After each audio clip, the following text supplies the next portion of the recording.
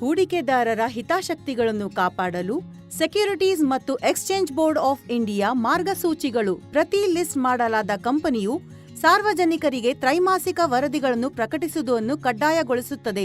ಈ ತ್ರೈಮಾಸಿಕ ವರದಿಗಳು ಕಂಪನಿಯ ಫಂಡಮೆಂಟಲ್ ಅಕೌಂಟಿಂಗ್ ಮತ್ತು ಇನ್ಕಮ್ ಸ್ಟೇಟ್ಮೆಂಟ್, ಬ್ಯಾಲೆನ್ಸ್ ಶೀಟ್ ಮತ್ತು ಕ್ಯಾಶ್ ಫ್ಲೋ ನಂತಹ ಫೈನಾನ್ಷಿಯಲ್ ಡೇಟಾವನ್ನು ಒಳಗೊಂಡಿವೆ. ಹೀಗಾಗಿ ತ್ರೈಮಾಸಿಕ ವರದಿಗಳು ಹೂಡಿಕೆದಾರರಿಗೆ ಕಂಪನಿಯ ಕಾರ್ಯಕ್ಷಮತೆಯನ್ನು ನಿರ್ವಹಿಸಲು ಮತ್ತು ತಿಳುವಳಿಕೆಯ ನಿರ್ಧಾರಗಳನ್ನು ತೆಗೆದುಕೊಳ್ಳಲು ಸಹಾಯ ಮಾಡುತ್ತದೆ. ಸಾಮಾನ್ಯವಾಗಿ ತ್ರೈಮಾಸಿಕ ಸಂಖ್ಯೆಗಳು ವಾರ್ಷಿಕ ಫಲಿತಾಂಶಗಳನ್ನು ಹೋಲುತ್ತವೆ. ಅವುಗಳನ್ನು ವಿಶ್ಲೇಷಿಸುವುದರಿಂದ ಹೂಡಿಕೆದಾರರು ಕಂಪನಿಯ ಕಾರ್ಯಕ್ಷಮತೆಯನ್ನು ನಿಯಮಿತವಾಗಿ ನಿರ್ವಹಿಸಲು ಸಹಾಯ ಮಾಡಬಹುದು. ತ್ರೈಮಾಸಿಕ ವರದಿಗಳು ಕಂಪನಿಯ ವಾರ್ಷಿಕ ಗುರಿಗಳ ಪ್ರಗತಿಯು ಪರಿಣಾಮಕಾರಿಯಾಗುವುದನ್ನು ನಿರ್ಣಯಿಸಲು ಮುನ್ಸೂಚನೆಗಳಿಗಾಗಿ ಕಾರ್ಯನಿರ್ವಹಿಸಬಹುದು. ತ್ರೈಮಾಸಿಕ ಫಲಿತಾಂಶಗಳು ಹೂಡಿಕೆದಾರರಿಗೆ ಕಂಪನಿಯು ತನ್ನ ಮಾರ್ಕೆಟ್ ಶೇರ್ ಅನ್ನು ಹೇಗೆ ನಿರ್ವಹಿಸುತ್ತದೆ ಅಥವಾ ತನ್ನ ಕಾರ್ಯಾಚರಣೆಗಳನ್ನು ಹೇಗೆ ಪರಿಣಾಮಕಾರಿಯಾಗಿ ನಡೆಸುತ್ತದೆ ಎಂಬುದನ್ನು ಹೇಳಬಹುದು. ಈ ವರದಿಗಳ ವಿವರವಾದ ವಿಶ್ಲೇಷಣೆಯ ಆಧಾರದ ಮೇಲೆ ಹೂಡಿಕೆದಾರರು ತಮ್ಮ ಬಂಡವಾಳದ ಅಪಾಯ ಮತ್ತು ಲಾಭವನ್ನು ಸಮತೋಲನಗೊಳಿಸಲು ಮೂಲಭೂತವಾಗಿ ದುರ್ಬಲ ಕಂಪನಿಗಳನ್ನು ಹೊರಗಿಡಬಹುದು. Gross sales, operating profits, net profit, EPS, margin ಮತ್ತು ಶೇರ್ ಹೋಲ್ಡಿಂಗ್ ಪ್ಯಾಟರ್ನ್ ನಂತಹ ಟರ್ಮ್ಗಳು ಕಂಪನಿಯು ಯಾವ ಸ್ಥಾನದಲ್ಲಿ ಎಂಬುದನ್ನು ಅರ್ಥಮಾಡಿಕೊಳ್ಳಲು ನಿಮಗೆ ಸಹಾಯ ಮಾಡುತ್ತದೆ. ಗ್ರಾಸ್ ಸೇಲ್ಸ್ ಒಂದು ನಿರ್ದಿಷ್ಟ ಅವಧಿಯಲ್ಲಿ ಎಲ್ಲಾ ಸೇಲ್ಸ್ಗಳ ಮೊತ್ತವಾಗಿದೆ. ಹೀಗಾಗಿ ಒಟ್ಟು ಮಾರಾಟದಲ್ಲಿ ಸ್ಥಿರವಾದ ಹೆಚ್ಚಳವು ಸ್ಟ್ರಾಂಗ್ ಬೇಸಿಸ್ ಗ್ರೋತ್ ಅನ್ನು ತೋರಿಸುತ್ತದೆ. ಆದಾಗ್ಯೂ ಮೊದಲಿಗೆ ಬಿಸಿನೆಸ್ನ ಕಂಪ್ಲೀಟ್ ಪಿಕ್ಚರ್ ಸಿಗಲು ಮಾರಾಟದ ಗುಣಮಟ್ಟವನ್ನು ಪರೀಕ್ಷಿಸಬೇಕು. ಆಪರೇಟಿಂಗ್ ಪ್ರಾಫಿಟ್ಸ್, ವೇತನಗಳು, ಡೆಪ್ರಿಸಿಯೇಷನ್ ಮತ್ತು ಮಾರಾಟ ಮಾಡಿದ ಸರಕುಗಳು ವೆಚ್ಚ ಸೇರಿದಂತೆ ಆಪರೇಟಿಂಗ್ ವೆಚ್ಚಗಳು ಕಡಿತಗೊಳಿಸಿದ ನಂತರ ಬಿಸಿನೆಸ್ ಆಪರೇಷನ್ನಿಂದ ಪಡೆದ ಲಾಭದ ಮೊತ್ತವನ್ನು ಸೂಚಿಸುತ್ತದೆ. ಆಪರೇಟಿಂಗ್ ಪ್ರೊಬಬಿಲಿಟಿ ನಡೆಯುತ್ತಿರುವ ವ್ಯಾಪಾರ ಪರಿಸ್ಥಿತಿಗಳನ್ನು ಪ್ರತಿಬಿಂಬಿಸುತ್ತದೆ ಮತ್ತು ಮ್ಯಾನೇಜ್ಮೆಂಟ್ ವ್ಯವಹಾರವನ್ನು ಎಷ್ಟು ಪರಿಣಾಮಕಾರಿಯಾಗಿ ನಡೆಸುತ್ತದೆ ಎಂಬುದನ್ನು ತೋರಿಸುತ್ತದೆ. ಆದ್ದರಿಂದ ಆಪರೇಷನಲ್ ಇನ್ಕಮ್ ಕಂಪನಿಯ ಒಟ್ಟು ಆದಾಯ ಗುಣನೀಯ ಪಾಲನ್ನು ಒಳಗೊಂಡಿದೆ.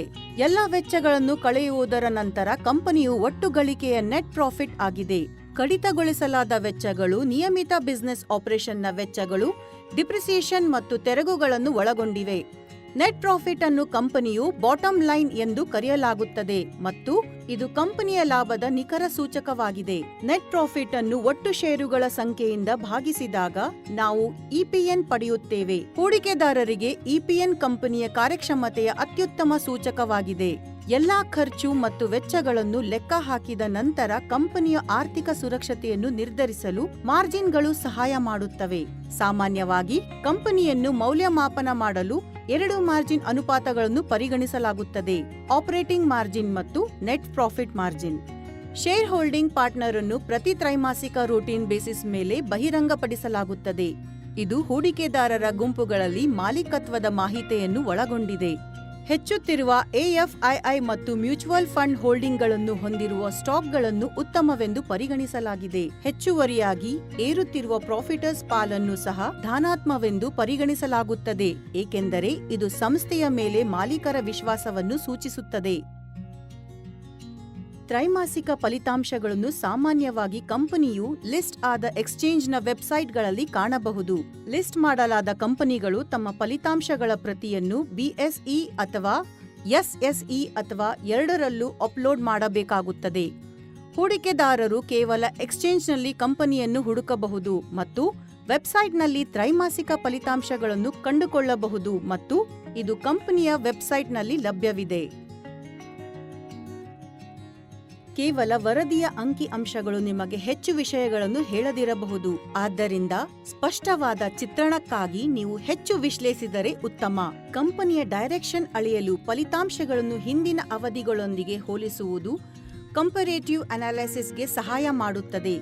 ಸಾಮಾನ್ಯವಾಗಿ ಕಂಪನಿಯ ತ್ರೈಮಾಸಿಕ ಕಾರ್ಯಕ್ಷಮತೆಯನ್ನು ಹೋಲಿಸಲು 2 ವಿಧಾನಗಳಿವೆ: quarter and quarter, year and year. Quarter and quarter ವಿಧಾನವು ಪ್ರಸ್ತುತ ತ್ರೈಮಾಸಿಕಕ್ಕಿಂತ ಮೊದಲ ತ್ರೈಮಾಸಿಕಕ್ಕೆ ಹೋಲಿಕೆಯಾಗಿದೆ. ಆದಾಗ್ಯೂ ಇಯರ್ ಅಂಡ್ ಇಯರ್ ವಿಧಾನದಲ್ಲಿ ಕಂಪನಿಯ ಕಾರ್ಯಕ್ಷಮತೆಯನ್ನು ತ್ರೈಮಾಸಿಕವನ್ನು ಒಂದು ವರ್ಷದ ಹಿಂದಿನ ಅನುಗುಣವಾದ ತ್ರೈಮಾಸಿಕದೊಂದಿಗೆ ಹೋಲಿಸುವ ಮೂಲಕ ಅಳೆಯಲಾಗುತ್ತದೆ.